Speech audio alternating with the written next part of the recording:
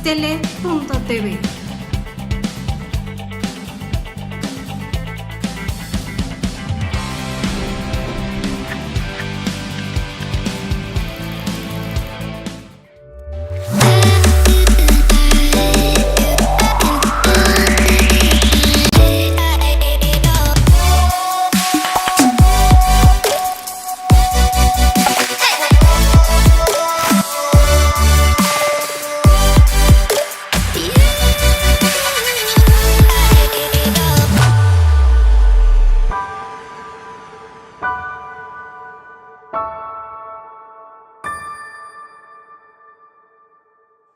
Adelante. Amigos, de tus propias palabras, buenas tardes, saludos a la comunidad de Astele, saludos a la comunidad de Cadena H, canal 169 de Total Play.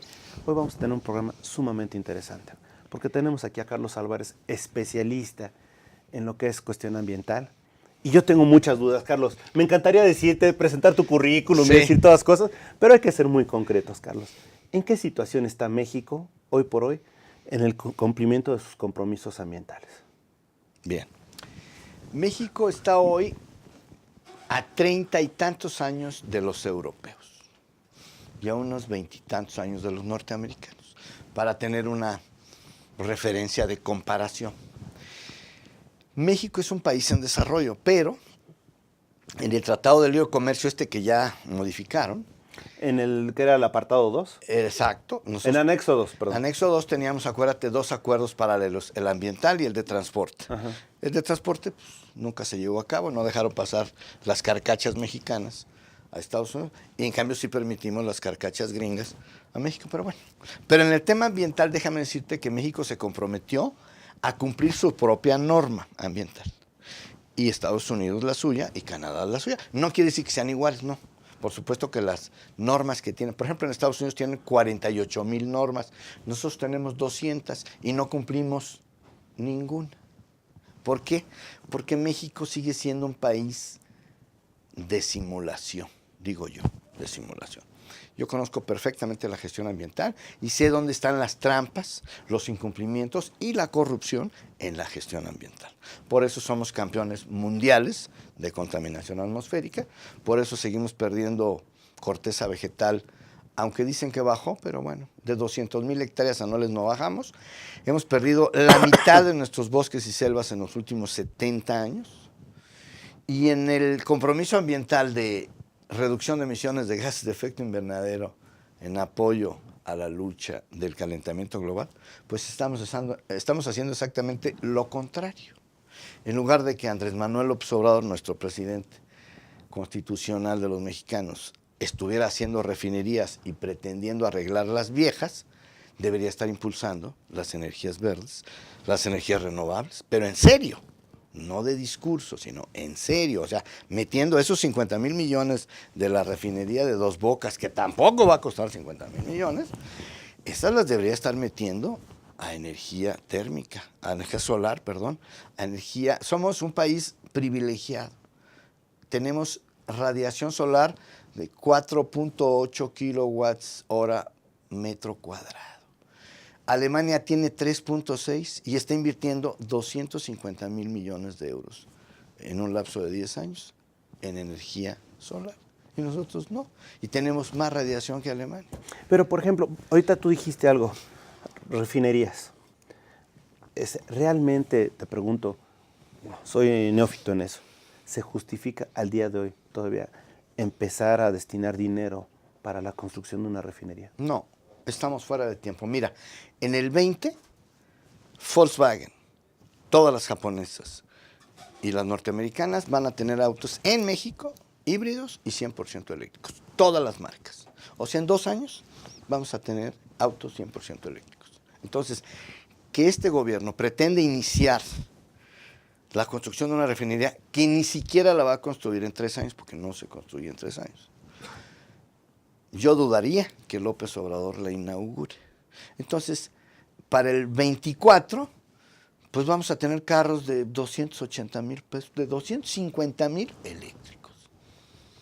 De manera que esa preocupación que él tiene, y que la propia Josefa González Blanco Ortiz Mena, la nueva secretaria de Medio Ambiente, acaba de sacar una nota en el Universal donde habla de eso.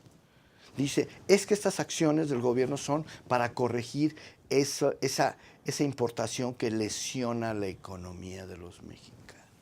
O sea, nos quiere decir que todo este esfuerzo de López Obrador es para bajar vamos a hablar en plata, para bajar el precio de la gasolina. Pues si ya no vamos a necesitar la gasolina en los próximos 6 años, ya de aquí al 24, ya tú vas a traer tu carro eléctrico. ¿Cuál es el estimado de reducción o de sustitución de coches de hidrocarburos a otras energías? Ellos, mira, las mismas armadoras, pues ellos son socios de las petroleras, pues, por eso estamos así. Pero bueno, ellos mismos saben que ya estamos en la etapa final, ahora sí, del petróleo. Por eso estamos ahora buscando el petróleo profundo, porque todos los yacimientos que estaban en la superficie, pues ya se agotaron. Y ya en Estados Unidos mismo, ellos mismos están llegando a 2, 3, 4 mil metros de profundidad, y que es muy caro. Entonces, ¿qué va a pasar? Pues que el petróleo, ahora sí, no vamos a llegar a 100, vamos a llegar a 200. Y a 200, pues ya no. O sea, ya va a ser así como absurdo, teniendo los eléctricos, teniendo los híbridos, pues ya como que no se justifica. Por eso digo yo, que esta decisión, aunque pudiera obedecer para ayudar a la economía de los mexicanos y bajar un poco la inflación, porque acuérdate que ya empezamos ahora sí con la inflación, aquella que nos acabó en los 80s, con Miguel de la Madrid, con López Portillo, con todos ellos, ya está regresando la inflación, y eso es el peor impuesto para todos los mexicanos. La inflación no tiene defensa, o sea, no hay defensa. ¿Por qué? Porque todo sube. ¿Por qué? Porque todo se transporta. ¿Por qué? Porque la gasolina vale 20 pesos hoy, y hace 5 años costaba. Y además cada vez pesos. hay menos inversión. Es correcto. Porque además, o sea, hay que considerar que lejos de, no sé cuál vaya a ser el destino del aeropuerto, pero lo cierto es que cancelar una inversión, muy mal hecho también. Una inversión de ese tamaño, y al día de hoy generar, no sé si decirle FOBAPROA porque sería injusto, sino generar una deuda tan grande para los mexicanos que no va a reeditar ningún beneficio. Dice, caray, ¿qué está sucediendo, no? Y es obvio que están espantando a los inversionistas. Hay una condicionante en el resolutivo de impacto ambiental del aeropuerto. Cuando se expidió, se puso una condicionante. Fueron muchas, pero la 20 dice que en caso de que por fuerza mayor o por alguna otra razón se tuviera que suspender el aeropuerto, se tiene que restituir el lugar en las condiciones en que estaba. ¿Qué quiere decir eso? Que si el señor López Obrador y este gobierno cancelan, ahora sí, definitivamente el aeropuerto, tienen que sacar esa plancha, que es una plancha de concreto y de una capa de más de 8, casi 10 metros de arcillas de diferente densidad. Yo estuve en el aeropuerto hace un año, y entonces es un dineral que se gastó en esa plancha enorme.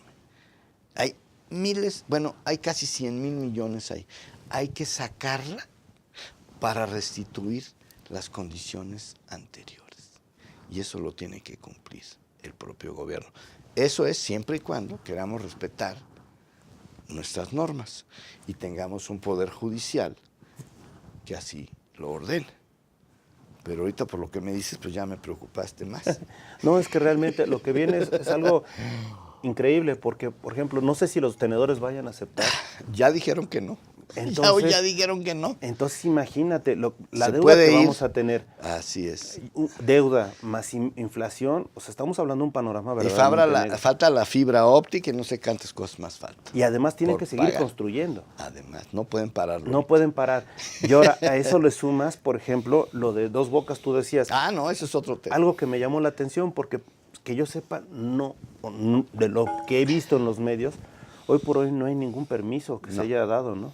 Más que eso sí, una Así es. Mira, al parecer devastación. los terrenos parecen que sí son de Pemex. Ya hubo unas denuncias que presentó mi colega, mi buen amigo, compañero de lucha, Gustavo Alanís Ortega, del Centro Mexicano de Derecho Ambiental. Él el 20 de noviembre llegó y presentó 2 denuncias, una en Procuraduría Federal de Protección al Ambiente y otra en la ASEA, la famosa Agencia de Seguridad, Energía y Ambiente, que es la que regula las actividades del sector de hidrocarburos. Él ya presentó sus 2 denuncias, precisamente por eso, porque no sabemos ni siquiera si existe un proyecto ejecutivo de una refinería. Una vez que hay proyecto, entonces se hace la manifestación o estudios de impacto ambiental. Eso lleva, para una refinería lleva pues, un año, cuando menos, no se pueden hacer en menos. Perdón, muchos. ¿Cuánto se tardó la del aeropuerto? No, bueno, Años. llevamos 5 años con el proceso. Por eso. Llevamos 5 años y le faltan otros 5. Entonces, no hay, que sepamos nosotros, proyecto ejecutivo, no hay manifestación. Bueno, ya lo reconoció la secretaria Josefa, dijo, sí vamos a hacer la manifestación. Pero el domingo fue el señor presidente y dicen que simbólicamente puso una piedra. Bueno, pues será la única que ponga, porque él no puede empezar la construcción si no tiene el resolutivo de impacto ambiental. Una vez que lo califica la Semarnat, la Dirección General de Impacto y Riesgo Ambiental, analiza el estudio de impacto, la manifestación de impacto, y le pone sus 80 condicionantes, que también la tiene el aeropuerto, y una vez que tenga eso, va por el cambio de uso de suelo forestal, paga sus derechos por la devastación que hizo, obtiene el cambio de uso del suelo, y luego termina con el municipio y le dice, oye, dame la licencia de funcionamiento. Una vez que tiene todas esas autorizaciones, puede empezar a construir. Oye, perdóname, pero aquí tengo una duda. Técnicamente debieron de haber cortado los arbolitos hasta tener todo. No, ellos se adelantaron. Pero, perdóname, ahí no hay Eso es un sanciones. delito federal. Y hecho por el propio gobierno, pues es un pésimo ejemplo, ¿no? Es una pésima señal que este nuevo gobierno empiece su famoso desarrollo violentando la ley. Él mismo lo dice, el señor López lo dijo muy claro. Nada al margen de la ley, nadie por encima de la ley. Y esas son, y aplica también para él. O nada más para nosotros y él no. No, por supuesto que no. Oye, ¿y en Santa Lucía hay algo? Nada. Ahí no tenemos ni siquiera estudios de nada. Eso va a llevar mucho tiempo y se requiere mucho dinero. ¿Y qué crees? A mi juicio, nunca va a haber aeropuerto en Santa Lucía. Eso es mi opinión, ¿verdad? ¿Y el Tren Maya? Híjole, el Tren Maya. Todo lo que nos han dicho, yo no he ido a la zona, te lo confieso, pero todo lo que han dicho tanto la propia secretaria de Medio Ambiente y el propio presidente, es que la mitad de los 1.700 kilómetros ya está en vías. Ok, vamos a usar las vías. Ok, ¿y los otros? No sé si pasan por áreas naturales protegidas. Habrá que darle su lugar, porque ahora dice el señor presidente, así lo demostró en su toma del bastón con los pueblos originarios. Y ahí hay muchas comunidades en toda esa zona que son pueblos originarios. Habrá que ver si se les da su lugar y si están de acuerdo, además. ¿Y el transísmico? Pues ese es un proyecto muy viejo, que se viene hablando de él desde hace Si no mal recuerdo es de Porfirio Díaz. desde hace muchísimos años. Si no mal recuerdo, digo... Yo creo. Incluso si no mal recuerdo, con Fox se intentó hacer Con algo Fox, similar. ¿no? Y yo me acuerdo con Echeverría también se planteó. Igual que el tren de Querétaro, desde Echeverría. O sea, nosotros los mexicanos somos así, ¿verdad? Hablamos y hablamos. Y eso que saca hoy López Obrador, pues es un tema muy viejo. El transísmico es un proyecto muy viejo. Ojalá se haga. No está mala la idea.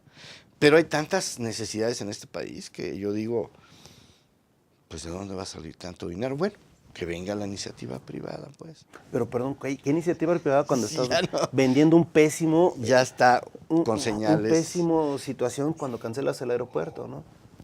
Es una mala señal. Yo creo que es un mal principio de este gobierno. Yo creo que pues no se debería haber cancelado el aeropuerto. Esa es mi opinión. Sin embargo, hubo un grupo de universitarios, debo decirlo, son puros investigadores y maestros catedráticos de la UNAM, que hicieron un grupo, que es el grupo asesor del señor López Obrador, en el que, por cierto, no hay ni un ingeniero. Son otras cosas, son biólogos, son economistas, sociólogos, historiadores, politólogos. Eso es López Obrador. Entonces todo ese grupo dijo, no porque destruyeron el lago de Texcoco. El lago de Texcoco dejó de existir hace 200 años. Y a partir de 1950 para acá, había al revés, había un proyecto para el rescate del vaso de Texcoco, no del lago, ¿cuál lago? No, del vaso, o sea, de esa superficie que ya no es un lago.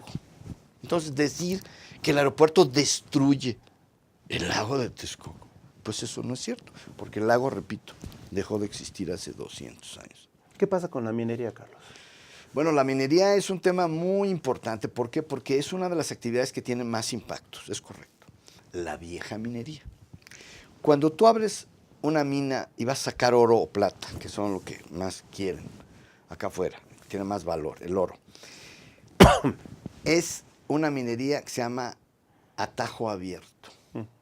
Entonces tú llegas y dinamitas, metes unos barrenos y ya de entrada todas esas fuerzas, esas dinamitas, fracturan el suelo. Si hay algún acuífero por ahí, bueno, pues se fractura, se pierde esa agua. Ese depósito se puede perder.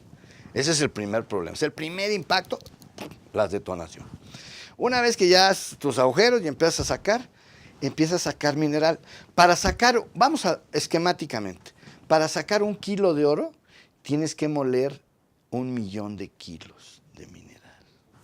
Para sacar 1 kilo, 1.000.000 de kilos. Tanto. ¿De cuánto estamos más o menos hablando en cuanto a espacio? O sea, estamos hablando de que eso puede pesar 1 metro cúbico de mineral donde haya oro. Se dice que hay oro porque hay un porcentaje importante de oro, pero hay todos los demás metales. Claro. Vienen plomo, níquel, cadmio, estroncio, bueno, todos los metales ahí están, en menor o mayor cantidad, pero hay un porcentaje mínimo, que es el que dicen, sí es negocio, sácale 1.000.000 de toneladas o millones de toneladas para sacar unas cuantas libras. Ok. Entonces, partiendo de ahí, vamos a decir 1 metro cúbico de agua pesa 1.000 kilos. Pero estos son metales, son minerales, estos pueden pesar hasta 3.000. 2 o 3, de 2 a 3. Pueden pesar 1 metro cúbico. Pero si queremos, así como el volumen, te voy a decir que una tina de flotación de esos minerales es de 80 por 120 y por 2 metros 3 de profundidad. Y ahí se mete 1.000 toneladas, o sea, 1.000.000 de kilos. Ahí caben en esa tina de 80 por 120 por 3. Y pones agua. Primero la mueles a una granulometría determinada en unos molinos y luego la pones a flotar con agua y con cianuro de sodio. El cianuro de sodio reacciona con el oro, lo captura y se precipita. Quitas lo demás, sacas tu mineral que ya no quieres, y lo que hacían antiguamente es que lo aventaban ahí en un cerro. Esos son los jales, son los residuos de la minería, y ahí los dejaban. Ahora ya no, ahora Semanal le está diciendo, ok, ya hiciste el agujero, ya sacaste tu oro, ya reciclaste tu cianuro y reciclaste tu agua. Me regresas todo el mineral al agujero, me lo pones donde estaba y me pones la corteza casi vegetal, la que quitaste, casi como está. A eso lo están obligando hoy. Esa es la nueva minería, pero la que hicimos durante 400 años, bueno, 300, ¿hasta los 80? Hasta hace todavía 15 años, todavía hace 10 años, todavía abandonaban los agujeros, la montaña de jales, ahí que se quede, y no reciclaban ninguno de las aguas que usaban en las tinas de flotación. Sí lo hicieron muchos años, y hoy tenemos millones y millones de jales tirados. Zimapán Hidalgo, no sé si ha sido, hay una montaña en lo alto del pueblo de 250 millones de toneladas de jales. Y todos los días que llueve, cae el agua, recoge los finos y cae a los arroyos. Y con el viento que hay diario, esos finos caen sobre la población y se los respiran. Por eso Zimapán es campeón nacional de cáncer en estómago, en esófago, en riñón y en huesos, por los metales pesados que hay en los jales en Zimapán Hidalgo. ¿Qué pasa con la privatización del agua tan llamada?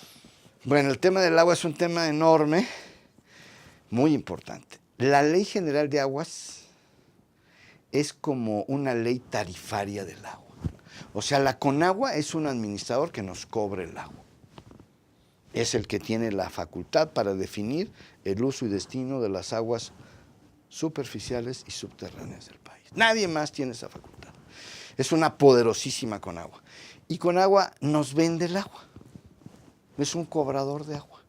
Si tú lees la Ley Nacional de Aguas y buscas la palabra cambio climático, no existe. Y si quieres hablar de sustentabilidad, no dice nada de eso. Habla de tarifa, de control y de concesiones, efectivamente. Como tú bien dices, ya hay municipios en Sonora ahorita, en Empalme para hacer exactos. Empalme, Sonora, tiene 2 años que privatizó el organismo operador de agua municipal. Y se lo entregó, pues como siempre, el gobernador le entrega, a ver, compadre, ven, mira, aquí te voy a dar un negocio, te voy a dar la concesión del agua. Entonces ya ahora ya no es privado, digo, ya no es público, sino es privado. Pero ¿qué crees que está haciendo ese empresario?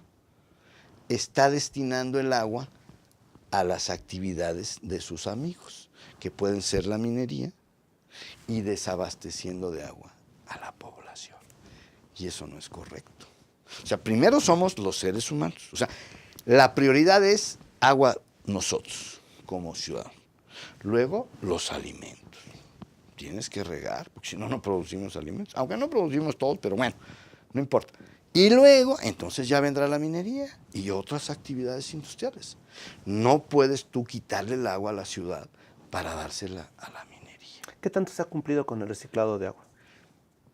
Estamos reprobados. Mira, hay un ranking de índice de calidad de agua que tiene que ver con conservación, manejo y reciclaje de agua. Esos son los 3 conceptos. Conservación, manejo y reciclaje. En el ranking de 141 estamos en 122. O sea, estamos reprobados. ¿Por qué? Porque la Conagua, vamos a regresar a la Conagua, existe una mafia allá adentro de ingenieros, que algunos son colegas míos, ingenieros químicos del Instituto Politécnico Nacional, que han mantenido un control sobre las tecnologías que se usan en las plantas de tratamiento. Y entonces estamos igual, 30 y tantos años retrasados contra los norteamericanos y los europeos. Estamos en las cavernas porque nosotros no tenemos plantas para reciclar el agua, que ese es el mandato del cambio climático. O sea, el cambio climático dice que ahora tenemos que reforestar para capturar más CO2. Tenemos que reducir emisiones, tenemos que usar energías verdes y tenemos que reciclar el agua. Y México no recicla. La planta de Atotonilco, si has oído hablar de la enorme, que iba a costar 16,000, pero que va a terminar costando 20 y tantos mil millones, no es para reciclar el agua.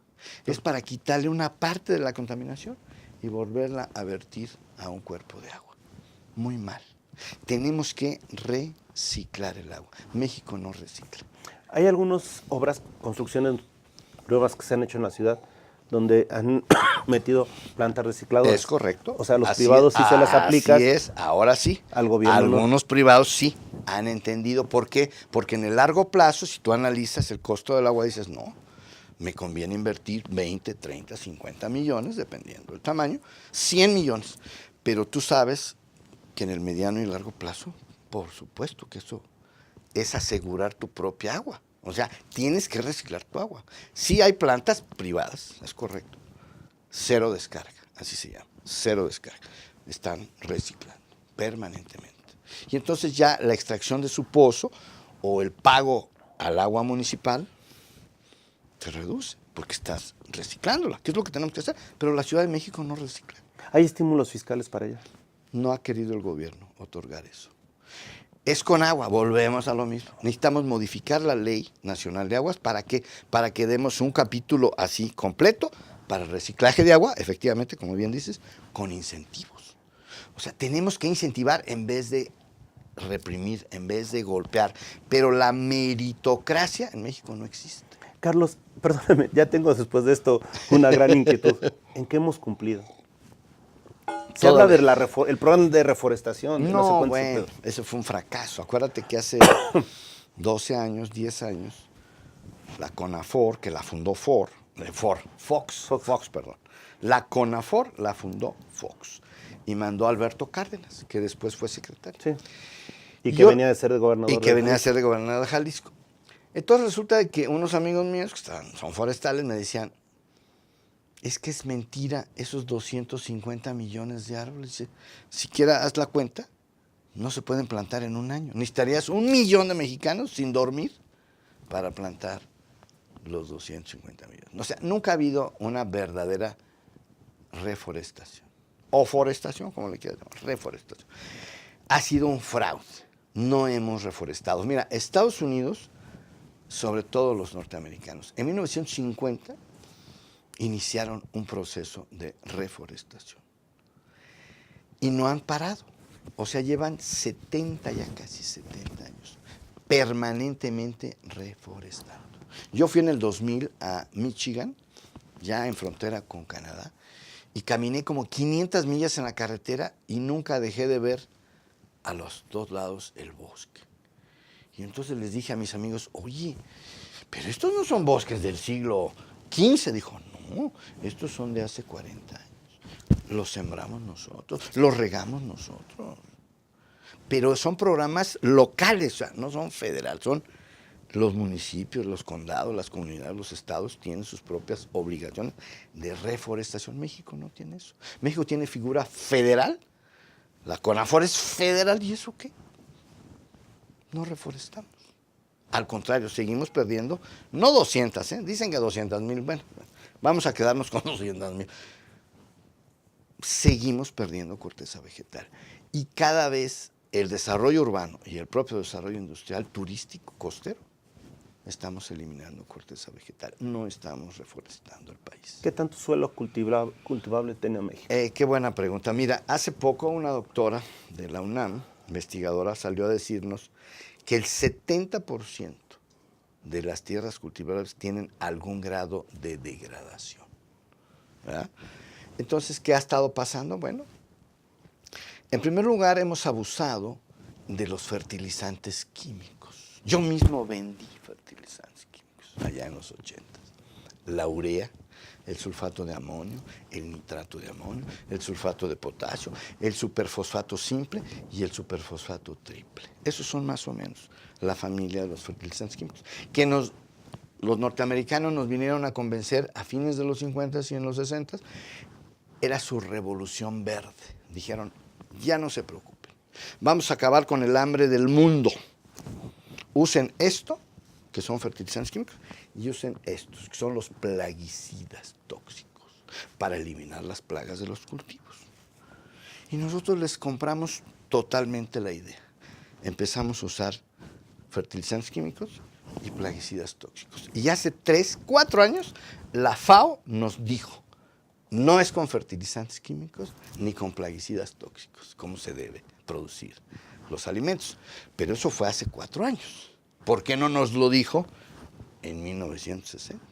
Para no haber adquirido esa mala costumbre. ¿Qué ha pasado con los suelos? Acuérdate que todos esos fertilizantes químicos tienen un carácter o ácido o alcalino. Y el suelo tiene que ser neutro, 7. En el pH, de 1 a 14, 7.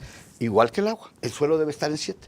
Si tú usas urea 20 años, lo bajas a 3. Acidificas el suelo. Y si tú acidificas el suelo, los microorganismos, que son los que verdaderamente hacen el milagro de la fertilidad, se mueren. Tienen que estar en un pH de 7. Y si los llevas a 12 o a 13, alcalino, se mueren. Entonces, ¿qué ha pasado? Que nosotros ya estamos cada día perdiendo más suelos. O son alcalinos o son ácidos. De los casi 2 millones de kilómetros que tiene la República Mexicana, sí, más o menos, ¿cuántos son cultivables ahora? No, ahora tenemos, mira, había unos, digo, son datos muy complejos, pero la propia Zagarpa nos hablaba de 36 millones de hectáreas de cultivo intensivo, o sea, mecanizado. Hay otro cultivo, que es el de temporal, que ese es Michoacán, Jalisco, Guanajuato, pero hay lugares en donde es de riego, o sea, es temporal. Ese no está mecanizado. Hay otras hectáreas de esa. Pero de las 36 millones, pues sí, efectivamente, casi 3/4 partes se están degradando. Estamos perdiendo suelos agrícolas. Y ya ni hablar de, por ejemplo, de hidroponía, porque si el agua está mal, pues entonces, ¿qué estamos utilizando, no? Así es. Ese es un tema muy grave. Ahora, en la lucha contra el cambio climático, hay que saber que el suelo captura más CO2 que el bosque. Fíjate. O sea, es más importante el suelo que un bosque, que los árboles. Entonces, entre el suelo y los árboles, ese es el sistema más importante de captura de carbono y nosotros estamos perdiendo las dos cosas. Y por otro lado, estamos aumentando las emisiones de CO2 cada año. Cada año se agrega 1 millón de vehículos, entre camiones y autos, al parque vehicular. Hoy estamos circulando más de 40 millones de vehículos. En las mismas carreteras agujeradas, y que nos cobran cuota, cosa que nadie paga en el mundo, solamente nosotros, ya no cabemos. ¿Por qué? Porque si en 1960 no llegábamos ni a 8 millones de vehículos, y en menos de 60 años, todavía no pasan 60 años, y hoy son 12, son de 8 a 45, vamos a decir 5 veces más vehículos. A ver, Carlos, pero Automotores. Sí, ya me preocupé porque de alguna manera estuvimos a 1 o 2 días, si no mal recuerdo, del Día de los Derechos Humanos, ¿no? Que estuvimos celebrando los derechos humanos. Así es. Y todos felices hace y contentos. 70 años. Y uno de los derechos humanos es al medio ambiente, a proteger, a favorecernos del ambiente. Así es, a un ambiente y limpio y entonces, sano. ¿de qué sirve estar firmando acuerdos, convenios, celebraciones, si no hemos sido lo coherentes o congruentes para llevar las acciones ambientales con las acciones de derechos humanos? Mira, el mundo y la economía mundial está petrolizada desde hace más de 100 años. Y nunca hemos podido, apenas hoy que empieza ya la declinación del petróleo, ya empieza ahora sí, su recta final, pero nunca hemos podido contra los petroleros. O sea, jamás. Acuérdate que los autos eléctricos estaban diseñados en 1960 por la misma General Motors, pero los guardaron y dijeron, no. Primero el negocio de los autos con la gasolina y luego vemos los eléctricos. O sea, oye, pero la contaminación no hay problema. Claro que los norteamericanos, acuérdate que las superficies gringas, pues salvo algunos estados, algunas ciudades son montañosas, pero aquí todo lo que es la frontera, vamos a decir Nuevo México, Texas, California, pues Arizona, son planos, todo eso es plano. Entonces, se genera la contaminación, se la lleva el aire. Pero nosotros, aquí en el Valle de México, pues estamos encerrados, es una olla express, aquí nos estamos envenenando. Acuérdate, en 1989, ahí salió el no circula y nos ahogábamos con plomo. Acuérdate que la gasolina tenía tetraetilo de plomo. Se lo quitamos para no envenenarnos con plomo, ahora le ponemos dimetil terbutil éter, que es cancerígeno y que genera ozono. O sea, de todo no lo resolvemos. Yo se lo dije a Camacho Solís, fíjate, a Manuel Camacho en el 92, le dije, oiga, señor Camacho, ¿y por qué no metemos carros eléctricos? ¿Y sabes qué me dijo? No, ingeniero, faltan 50 años para eso. No, le dije, ¿cómo me dice usted que 50 años? No, los carros ahí están, pero ustedes tienen contratos. ¿Y qué crees? Hay un arreglo, hay un acuerdo que no es oficial, pero es un acuerdo en los hechos. El movimiento ecologista mexicano, donde yo estaba con Alfonso Ciprés, quisimos traer un auto sueco de $10,000, 100% eléctrico. ¿Y sabes cuándo nos dieron permiso? Nunca. Para importarlo, nunca. No nos atendió Pedro Aspe, sino nos mandó ahí uno de sus ayudantes y nos dijo, el señor secretario se fue con el presidente. Ok, pero yo los voy a atender. Adelante. Oiga, mire, traemos este auto, y venía ahí un empresario sueco con nosotros, vale $10,000. Y queremos que nos permitan que el movimiento ecologista mexicano lo importe y lo vendamos en $10,000. Y dijo, no se va a poder. ¿Pero por qué? Porque tenemos acuerdos con todas las armadoras norteamericanas y japonesas de que no vamos a permitir la entrada de autos eléctricos a menos que ellos los fabriquen. Entonces no podemos, no se puede. Oiga, pero nos estamos ahogando con la contaminación. No se puede. Oiga, que podemos ir a la corte. Vayan a la Suprema Corte. Oye, pero aquí tengo una duda. No nos permitieron importar los autos. Pero lo mismo firmó Latinoamérica, porque ahora estamos viendo ahí en la Patagonia Sí. el gran problema del hoyo, ¿no? Del hoyo de la capa ozono. Así es. Entonces, por eso te decía, el petróleo manda. La economía mundial está petrolizada. Ahora, ya estamos hoy, ya no estamos discutiendo si se está o no calentando el planeta. Esa discusión ya pasó. Se está calentando el planeta. Punto. Y tenemos que reducir emisiones, pero pareciera que no es una preocupación. Fíjate, yo acabo de leer el artículo de doña Josefa González Blanco Ortiz Mena y dice, la refinería de Dos Bocas la estamos ubicando en una zona costera inundable. Dije yo, ¿inundable? Ella misma lo está diciendo. ¿Qué quiere decir? Que si se cumplen los pronósticos del panel intergubernamental de cambio climático, que hace un mes nos dijo, señores, última llamada, ¿eh? Si no empezamos a tomar medidas más drásticas de reducción de emisiones, vamos a rebasar el 1,5 grados, el 1.5 grados, que es el límite que está dando el grupo de más de 3,000 científicos de todo el planeta, donde hay 20 y tantos mexicanos, diciéndonos, señores, tenemos que tomar medidas más drásticas, más exigentes, más estrictas para reducir emisiones. ¿Por qué? Porque seguimos incrementando las emisiones. O sea, en vez de reducirlas o mantenerlas, siguen creciendo las emisiones por lo mismo, porque estamos agregando vehículos. México agrega 1 millón, los gringos 2 millones o 3, Europa otro 1 millón, Asia 2 millones, o sea, estamos agregando 6, 7 millones anuales de autos al planeta. Y todos son a gasolina. Bueno, ya hay unos poquitos chiquitos híbridos apenas. Pero bueno, ya la tendencia es ahora sí, pues, ir a más híbridos, ir a eléctricos. Oye, Carlos, pero perdón. México, problemas de agua, problemas de bosques, problemas de tierras fértiles. Falta otro tema, la basura, bueno, querido. Ya, me faltó lo de los hidrocarburos y la basura. Exactamente. ¿Qué pasa? Mira, nosotros generamos más o menos 43 millones de toneladas de basura al día. Digo, al año, perdón. 43 millones de toneladas al año. De esas, 33 o 34 están tiradas a cielo abierto. Son más de 1,500 tiraderos. Yo conozco unos 200. No te puedo decir que conozco los 1,500, pero yo conozco como 200. Personalmente he estado ahí. No hay ninguna voluntad de ningún gobierno, ni el gobierno federal, ni los gobernadores, y los presidentes municipales te dicen, no tengo dinero para eso. Oiga, señor presidente, pero usted trae una camionetona Suburban de 1.8 millones, ¿cómo que no hay dinero? No hay dinero. Y luego les digo yo, oiga, ¿y por qué no cobramos la basura? Que finalmente la paguemos los mexicanos.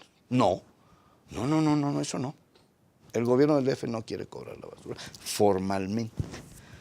Yo no sé si tú le das propina a alguien que se la lleva. ¿Quién no se la da? Porque bueno, si no te dejan toda la por basura. eso, entonces, pero el tema es, si queremos dejar esa pésima gestión, fíjate bien, todos los daños de la basura, debe haber más de 30,000 hectáreas afectadas, suelo, subsuelo, y debe haber unos 300 cuerpos de agua contaminados por los lixiviados de la basura. Las emisiones de esos 1,500 tiraderos no son menos de 17 o 18 millones de toneladas al año de CO2. Y nosotros ya tenemos compromisos en el Acuerdo de París en que tenemos que reducir el 22% de las emisiones.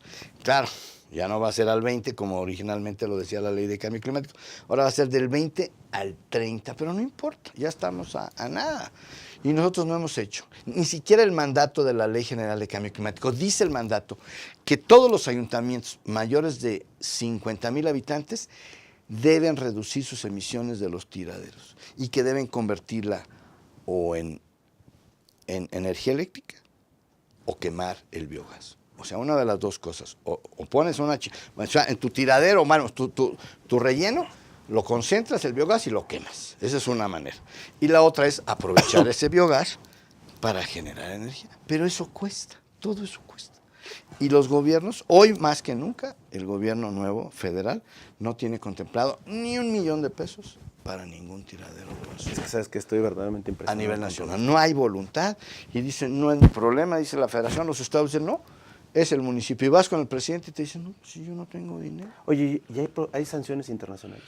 Ninguna, no hay. Acuérdate que todos los acuerdos globales son voluntarios, realmente. O sea, no hay una policía internacional. Oye, Carlos, pero cuando ves el problema del hoyo allá en Chile, en la Sí. capa de ozono, entonces de repente dices, oye, probablemente no haya ninguna situación que sea Sí, no voluntario, pero realmente nos estás generando un problema a nivel internacional. A todos. Porque al final todos vivimos en el mismo mundo. Así ¿no? es, eso es lo que no hemos comprendido.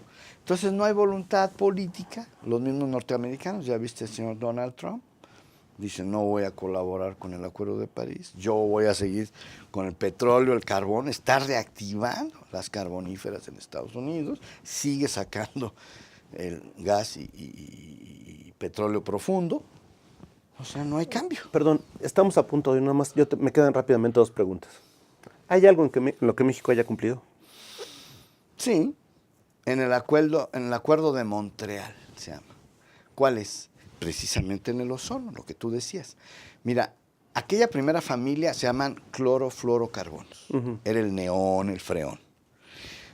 México fue ejemplo, así, ahora sí, México sí cumplió. ¿Por qué? Porque eran nada más 4 empresas, 2 norteamericanas y 2 mexicanas, Dow Chemical, DuPont, Citza y Guardián. Y era muy fácil poner de acuerdo a 4 empresas, que eran las que controlaban todo el mercado de gases refrigerantes, aires acondicionados y todo lo que es el sistema de refrigeración industrial.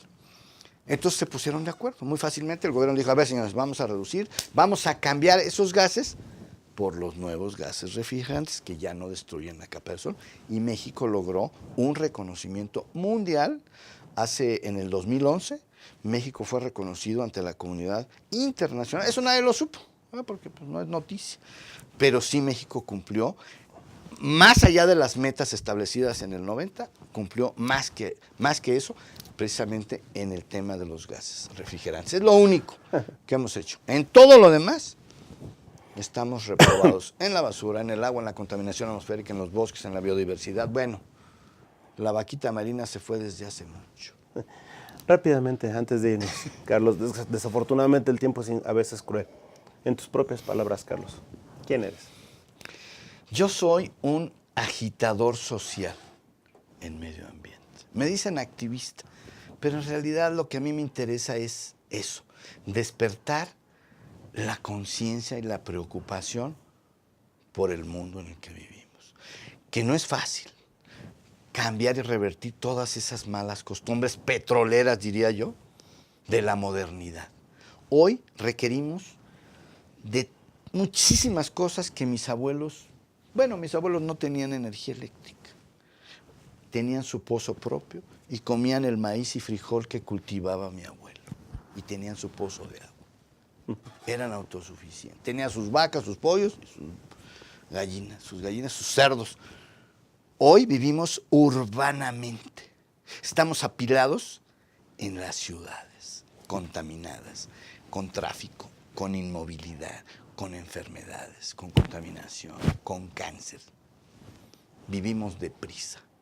Y yo estoy en la lucha para que recobremos esa conciencia de que tenemos que regresar. Tenemos que reconocer que esta forma de vida no nos está llevando por el buen camino. Está bien, muchísimas gracias, Carlos. Te agradezco mucho. Tenemos el compromiso de que luego vendrás. Con mucho gusto. Una sí. vez en enero o febrero para ver cómo va el avance de la cuestión ambiental. Con mucho gusto. Y a ustedes que nos han seguido, muchísimas gracias. Esto ha sido en tus propias palabras con el ingeniero Carlos Álvarez. Hasta la próxima. Gracias.